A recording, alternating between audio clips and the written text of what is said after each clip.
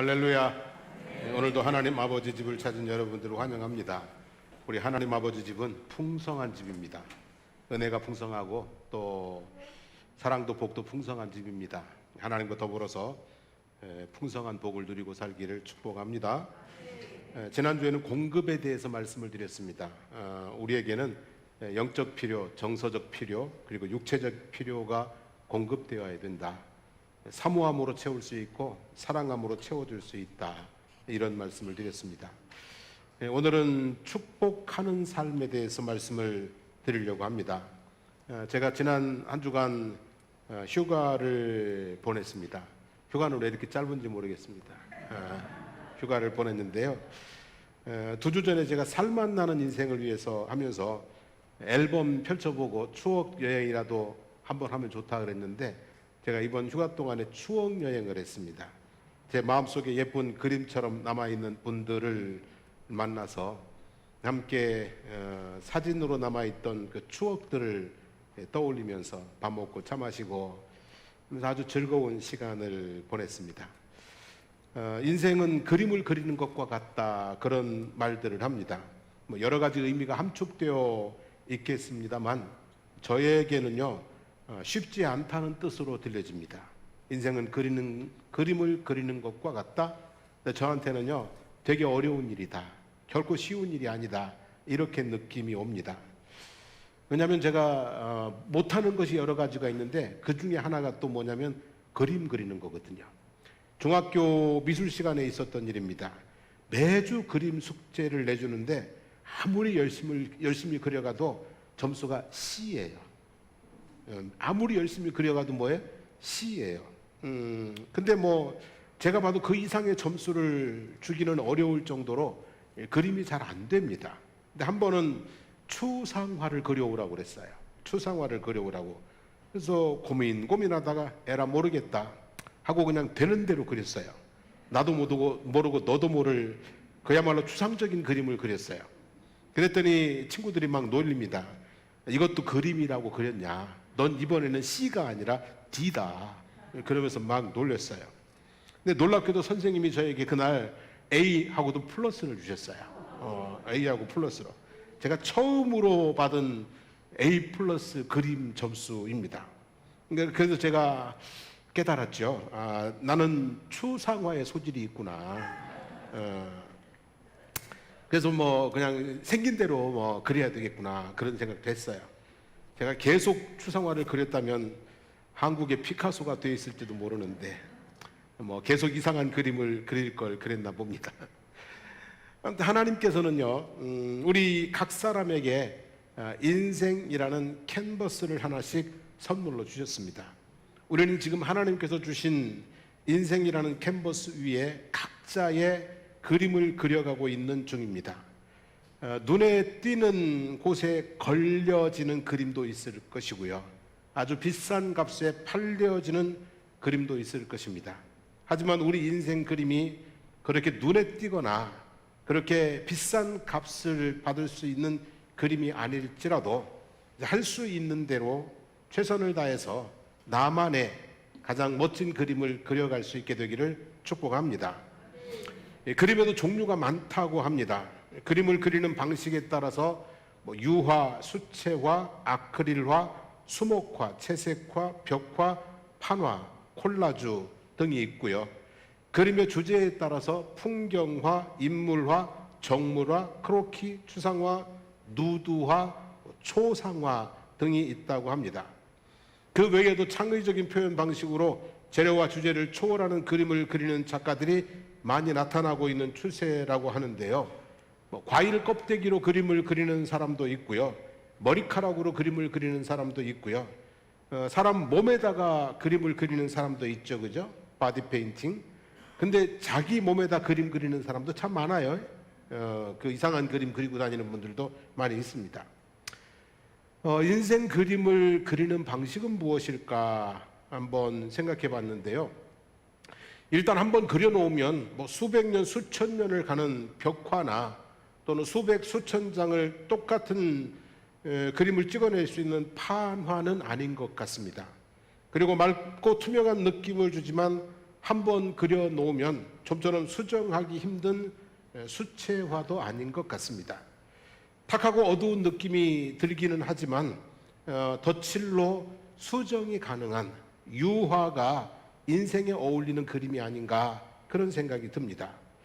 인생은 유화 같다는 생각이 들어요. 원치 않는 그림이 나왔을 때 물감이 굳어지기를 기다렸다가 내가 원하는 색을 위에다가 다시 덧칠해서 수정할 수 있는 그림, 밑에 많은 색깔이 깔려 있어도 최종 색이 눈에 보이는 그림, 그런 유화 같다고 생각이 들어요. 한 번의 실수도 없고 정말 맑고 투명한 수채화 같은 예수님의 삶이 아름답습니다. 하지만 실수를 만회하기 위해서 수없이 덧칠한 까닭에 탁하지만 그래서 더 묵직하고 무겁게 느껴지는 우리들의 인생도 아름답다고 생각합니다.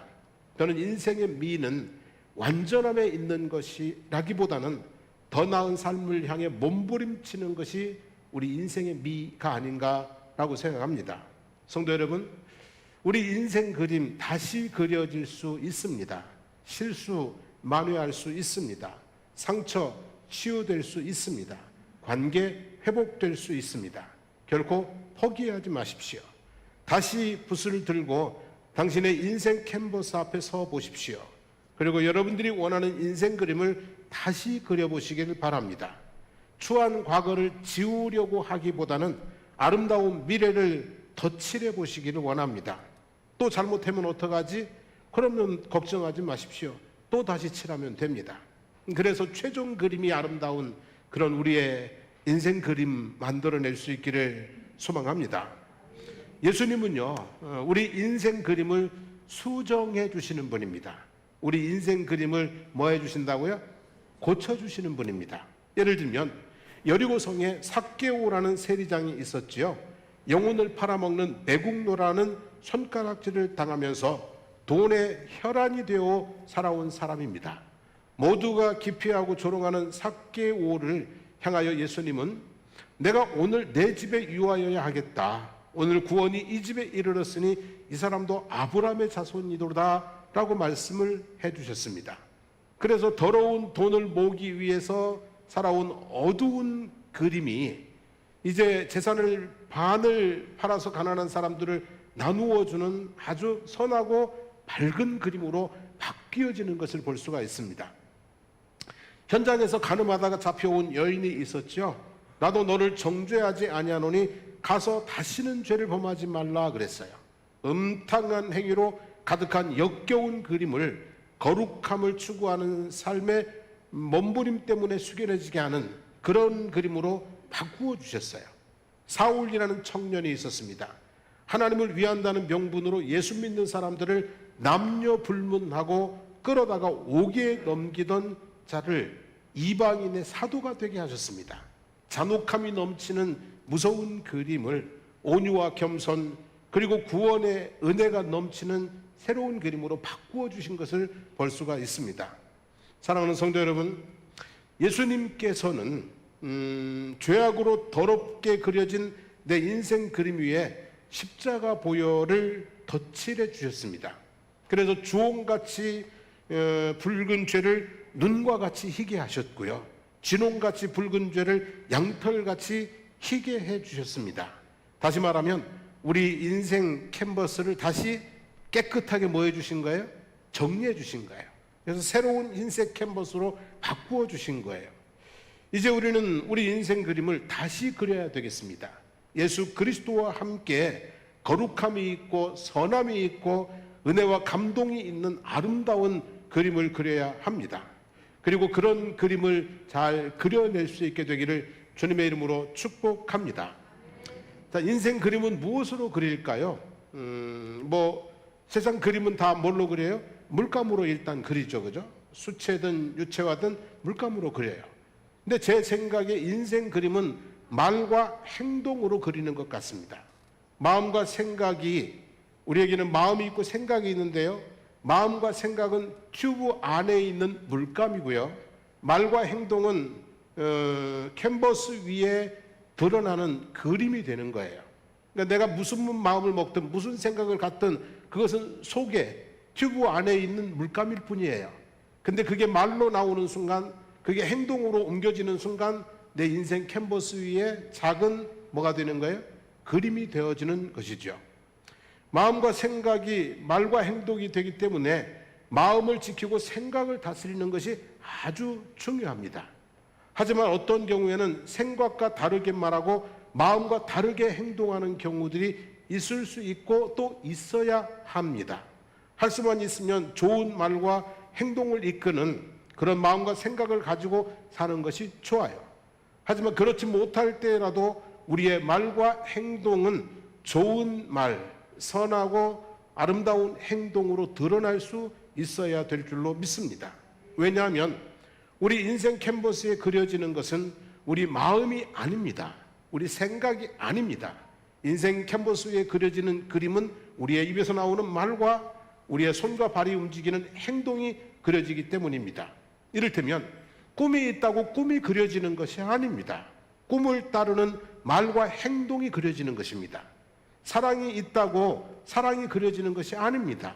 사랑한다는 말과 행동이 그려지는 것이기 때문에 그렇습니다.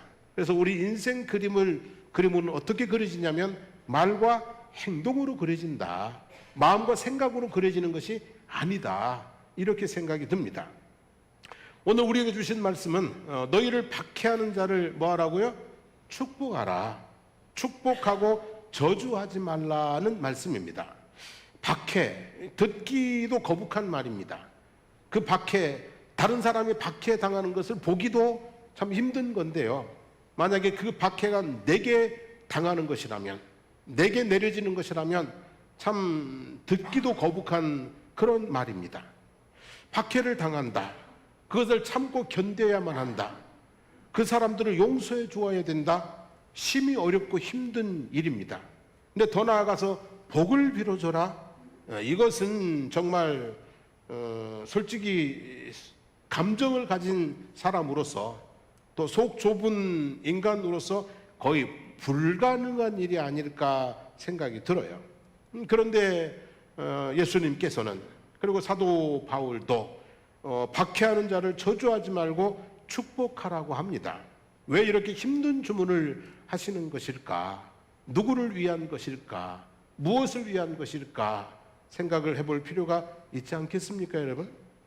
자, 박해란 뭐냐면 힘이나 권력으로 약한 처지에 있는 사람을 못살게 굴거나 해를 끼치는 행동을 말하는 것이죠.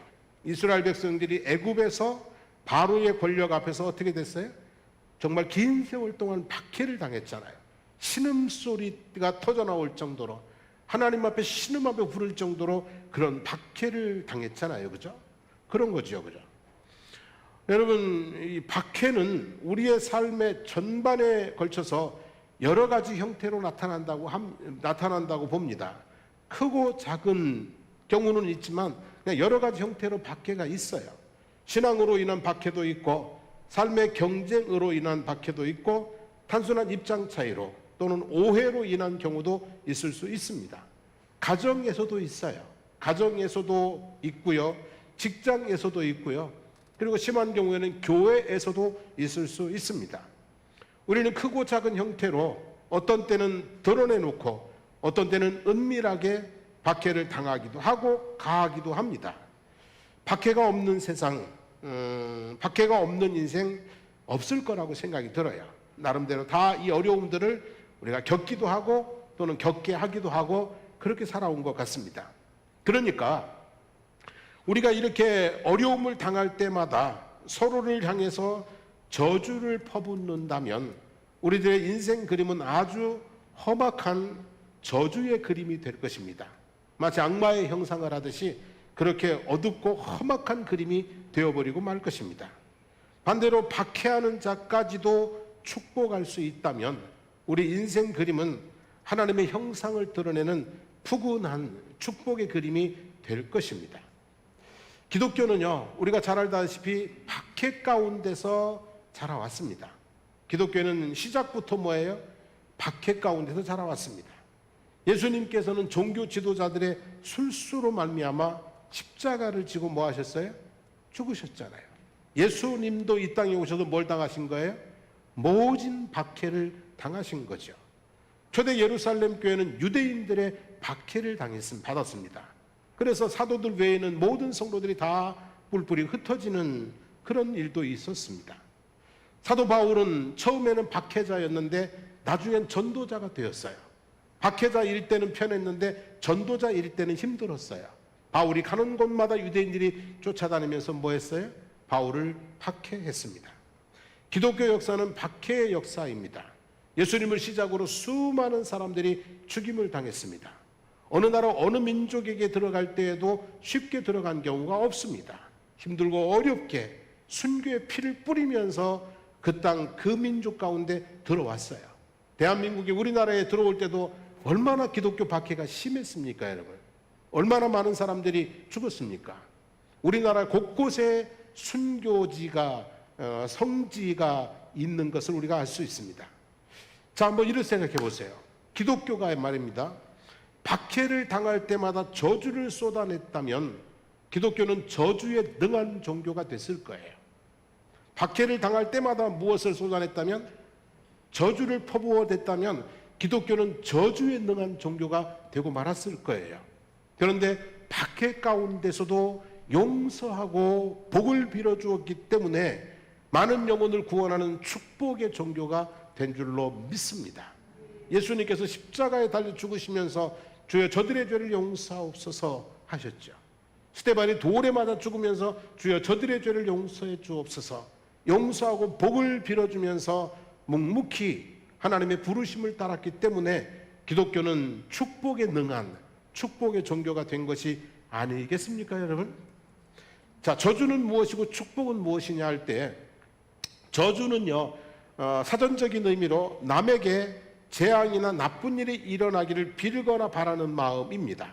이 저주하다 할 때 저자는 저주하다, 원망하다, 욕하다라는 뜻까지 가지고 있습니다. 자, 축복은 행복 또는 하나님의 복을 내려주시기를 빌다는 뜻입니다. 이 복자는 복을 내리다, 돕다는 뜻도 있습니다.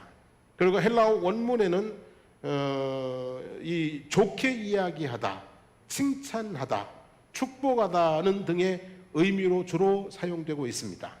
자, 이런 내용들을 정리하면 축복이라고 하는 것은 행복하게 살기를 바라고 복을 빌어주고 좋게 이야기하고 칭찬하는 말과 행동, 이게 뭡니까, 여러분? 축복이라는 거예요. 그냥 뭐 God bless you 이것만이 축복이 아니고요. 좋게 이야기해 주는 것도, 그 사람에 대해서 칭찬해 주는 것도, 그 사람이 잘 살기를 바라는 마음에서 나오는 모든 말들이 다 뭐라고요? 축복이라는 얘기예요. 저주는 나쁜 일이 일어나기를 바라고 빌고 원망하고 나쁘게 이야기하고 비난하고 욕하는 등의 말과 행동을 저주라고 합니다. 그냥 폭삭 망해버려라, 이것만이 저주가 아니라 원망하는 것, 나쁘게 말하는 것, 욕하는 것도 뭐라는 얘기예요? 저주라고 하는 것이죠. 베드로전서 3장 9절에 악을 악으로 욕을 욕으로 갚지 말고 도리어 복을 빌라, 이를 위하여 너희가 부르심을 입었으니 이는 복을 유업으로 받게 하려 하심이라 그랬어요. 여러분, 악을 갚기 위해 악을 행하는 자가 되지 말고, 욕을 갚기 위해 욕을 하는 자가 되지 말고, 복을 받고 복을 빌어주는 거룩하고 복된 인생을 살라는 말씀이지요. 성도 여러분, 분노나 저주나 원망, 험담, 비난, 욕설, 이런 것들은 결코 우리 인생을 아름답게 하지 못합니다. 다른 사람을 향하여 한 것이지만 내 인생이 먼저 더럽혀집니다. 인내, 축복, 감사, 칭찬, 격려, 위로, 이런 것들이 우리 인생을 아름답게 합니다. 다른 사람을 향한 것이지만 내 인생을 먼저 아름답게 하는 것입니다. 그리스도인들은 어떤 상황에서도 복을 빌어주는 사람입니다. 내게 악을 행하는 사람들을 위해서도 복을 빌고, 나를 욕하고 비방하는 사람을 위해서도 복을 빌고, 심지어는 나를 저주하고 나를 박해하는 사람들을 위해서도 복을 빌어주어야 합니다. 쉬운 일은 아닙니다. 그런데 그렇게 하라고 하셨고 그렇게 해야 되는 것이죠. 그래야만 나를 지킬 수 있고 그를 구원할 수 있습니다. 그러므로 인생 최악의 순간에도 말씀을 기억하기를 원합니다. 원망하지 말고 저주하지 말고 감사하고 축복하고 찬양하며 살아가기를 우리가 다짐하고 그런 순간에 그렇게 행동할 수 있게 되기를 축복합니다. 이런 말씀을 드리면 어떤 분들은 그러죠. 바보처럼 살란 말씀입니까? 바보처럼 살란 말씀입니까? 하시는 분들이 있을 거예요. 아닙니다, 여러분. 지혜롭게 살라는 말씀입니다. 악을 갚기 위해 악해지는 사람이 바보입니다. 욕을 갚기 위해 더 센 욕을 하는 사람이 바보입니다. 악과 욕 앞에도 복된 마음과 말을 지키는 사람이 지혜로운 사람 아니겠습니까, 여러분? 바보처럼 살라는 말씀이 아닙니다. 지혜롭게 살라는 말씀입니다. 어떤 분들은 그러죠. 속과 겉이 다른 이중인격자가 되라는 말씀입니까? 내 속에는 지금 막 이런데 이걸 담아놓고 뭐 아이고 뭐 God bless you 뭐 이중인격자가 되라는 말씀입니까? 하는 분들도 있습니다. 아닙니다. 예수님 닮으라는 말씀입니다. 이중인격자가 되려는 것이 아니라 그런 상황 속에서 누구를 닮으라고요? 예수님 닮으라는 거예요. 여러분, 닮는 것은요, 흉내 내다 보면 닮아가요. 예수님 흉내라도 내보는 거죠, 뭐, 그죠? 속에서는 부글부글하지만. 그래서 여러분, 우리가 예수님을 닮아가자는 거고요. 어떤 분들은 그러죠. 뭐 그래도 나는 솔직한 게 좋아. 나는 할 말은 해야 돼. 그러시는 분들 있을 텐데요. 솔직해서 속은 시원해지겠지만 인생 그림은 그렇게 시원해지지 않습니다, 여러분.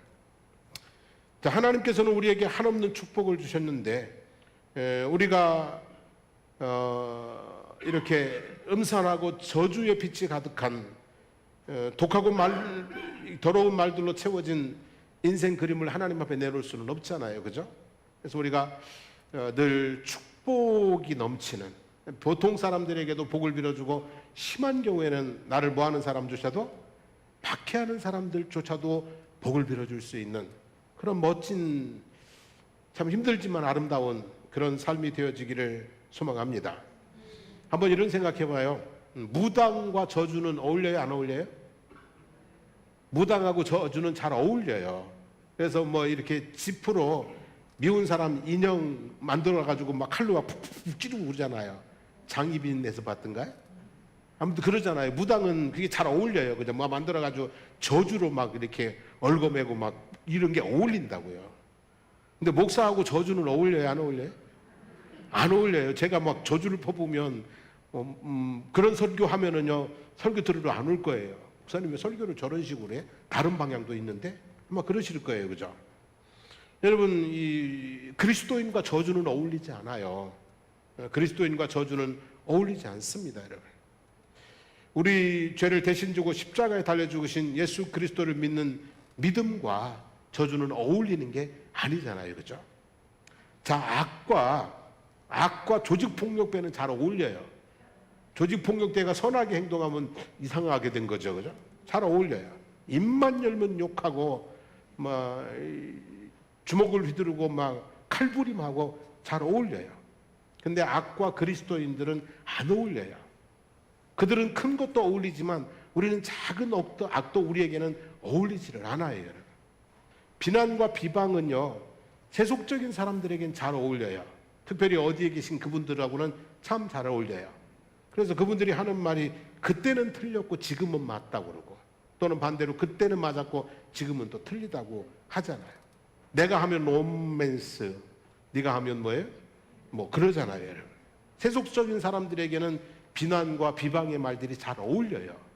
하지만 그리스도인들에게는요, 그런 말들이 잘 어울려요, 안 어울려요? 안 어울려요, 여러분. 그래서 우리는 우리에게 안 어울리는 것 하지 말고 우리에게 어울리는 것 하고 살아야 될 줄로 믿습니다.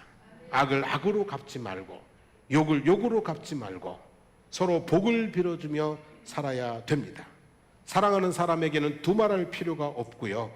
그리고 나를 좀 힘들고 어렵게 하는 사람들조차도 주님을 흉내내면서 복을 빌어주면서 주님을 닮아가는 우리의 신앙의 삶이 되어야 될 줄로 믿습니다.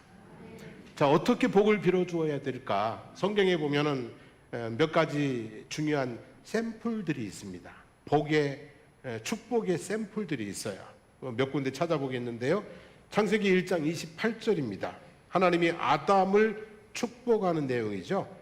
인류를 향해 주신 축복의 말씀입니다. 같이 한번 읽겠습니다. 하나님이 그들에게 복을 주시며 그들에게 이르시되 생육하고 번성하여 땅에 충만하라. 땅을 정복하라. 바다의 고기와 공중의 새와 땅에 움직이는 모든 생물을 다스리라 하시니라. 아멘. 두 번째 샘플은요, 창세기 12장 2절 3절 말씀입니다. 하나님께서 아브라함을 축복하시는 내용입니다. 하나님이 당신의 말씀을 믿고 따르는 자들에게 주시는 축복의 내용입니다. 같이 한번 읽어봅니다. 내가 너로 큰 민족을 이루고 내게 복을 주어 내 이름을 창대케 하리니 너는 복의 근원이 될지라. 너를 축복하는 자에게는 내가 복을 내리고 너를 저주하는 자에게는 내가 저주하리니 땅의 모든 족속이 너를 인하여 복을 얻을 것이니라 하신지라. 아멘. 세 번째는요, 창세기 27장 28절 29절입니다. 이삭이 야곱을 물론 에서인 줄 알고 했지만 아버지가 아들을 축복하는 내용입니다. 읽어보겠습니다. 하나님은 하늘의 이슬과 땅의 기름짐이며 풍성한 곡식과 포도주로 내게 주시기를 원하노라.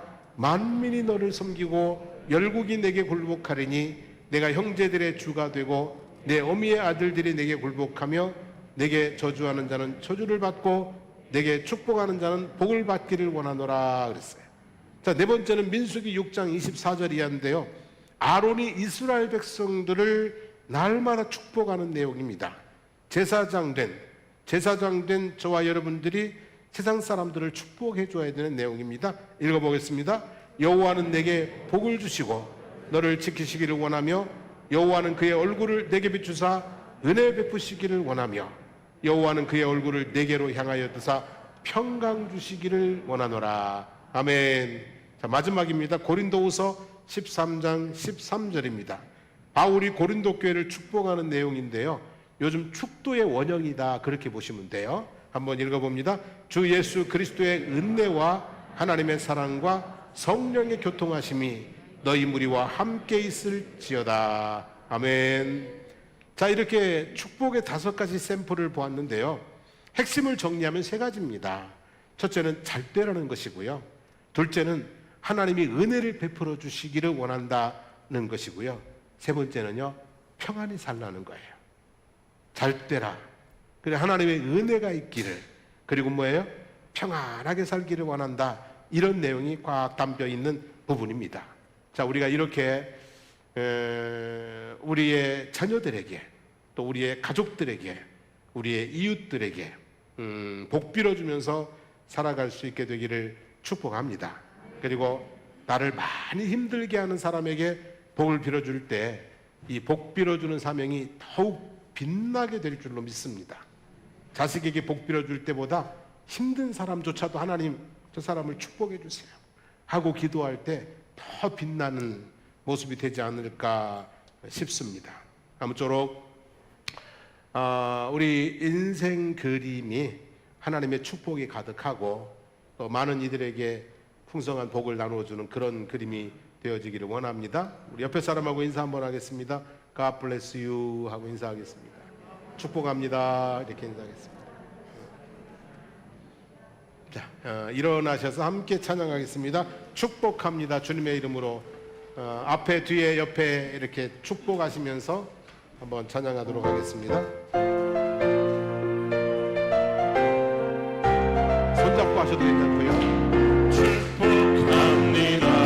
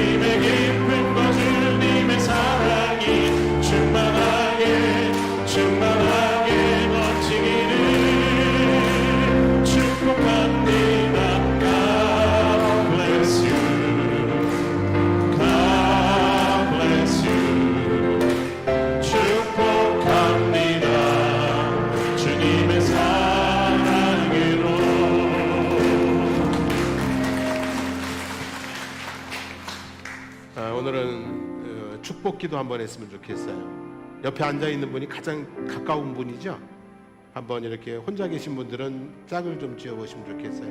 2분, 3분, 4분 이렇게 한번 짝을 손을 한번 같이 잡으시고요. 하나님 이 자매를, 이 형제를, 또는 남편, 아내 뭐 다 좋습니다. 손잡은 그분을 혼자 계시지 말고 누가 가서 이렇게 같이 손잡으시고 그분에게 필요한 축복이 있겠죠, 그죠? 한번 복 빌어주는 기도를 같이 한번 했으면 좋겠습니다. 우리 한번 주여 부르고 형제 자매들을 위해서 축복하며 기도하겠습니다. 주여, 살아계신 하나님 아버지 고맙습니다. 하나님께서 우리에게 정말로 만복을 내려주셨습니다. 하나님께서 지금도 우리들에게 아버지 하나님, 우리들의 인생을 복 가운데로 인도하시고 복 빌어주심을 감사드리나이다. 하나님 아버지, 우리가 이 땅에 살아가는 동안에 하나님 축복의 사명을 감당하여 살게 도와주시기를 원합니다.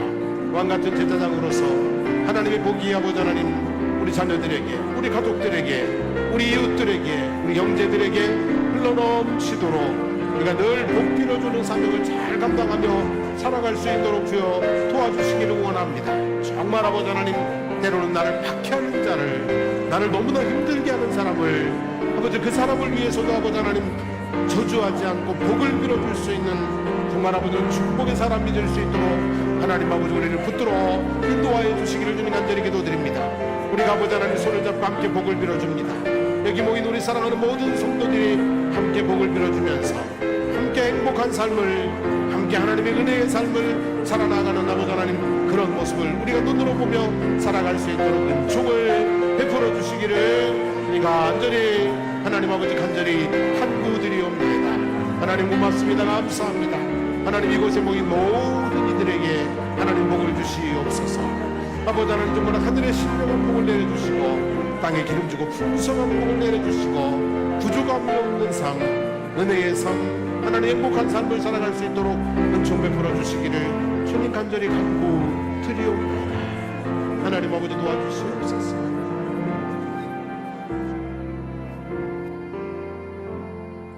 하나님, 오늘 우리가 옆에 있는 형제 혹은 자매 손을 붙잡고 복을 빌어 주었습니다. 우리가 잡는 손이 점점 더 많아지게 해 주십시오. 낯선 사람도 손잡아 줄 수 있고, 심지어는 나를 힘들게 하는 사람조차도 손잡고 복을 빌어 줄 수 있는 그런 축복의 사람이 될 수 있도록 우리를 붙들어 주시기를, 그렇게 세워 주시기를 주님 간절히 간구드리옵나이다. 이제 하나님, 우리가 입술로, 우리의 행동으로 하나님 꼭 저주는 아니지만 저주 같은 말과 행동을 하지 않을 수 있도록 도와주십시오.